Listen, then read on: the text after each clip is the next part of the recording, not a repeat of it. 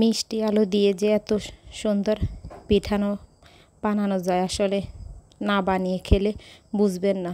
তো গাইস, আসসালামু আলাইকুম, সবাই কেমন আছেন? আশা করতেছি আলহামদুলিল্লাহ সবাই ভালো আছেন। তো এতে প্রথমে এখানে আমি মিষ্টি আলু কিছু সিদ্ধ করে নিছি।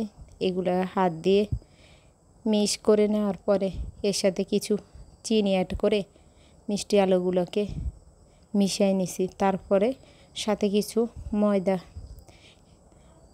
দিয়ে দিলাম। এখন ময়দা, চিনি আর লবণ আর আলুগুলোকে একদম মিশিয়ে একটা ডো তৈরি করে নিছি।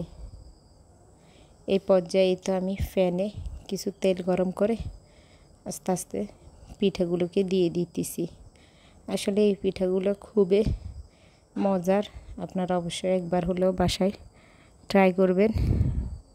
আমি আবার বলতেছি, উপকরণগুলো হচ্ছে মিষ্টি আলু, লবণ, চিনি আর কিছু ময়দা পরিমাণ মতো দিয়ে দিবেন। দিয়ে এই পিঠাটা একবার হলেও বাসায় ট্রাই করবেন। অনেক মজাদার পিঠাগুলো, খেতে কিন্তু অসাধারণ। তো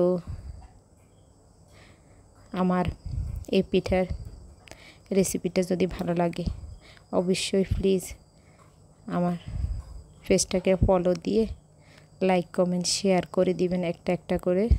যারা যেখান থেকে দেখবেন অবশ্যই একটা শেয়ার করে দিবেন।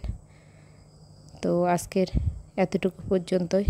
সবাই ভালো থাকবেন আর বেশি বেশি করে লাইক, কমেন্ট, শেয়ার করে দিবেন। পিঠার রেসিপিটা কেমন হয়েছে অবশ্যই কমেন্টসে জানাতে ভুলবেন না। এই তো কিছু পিঠা ভেজে নেওয়ার পরে এরকম হয়েছে।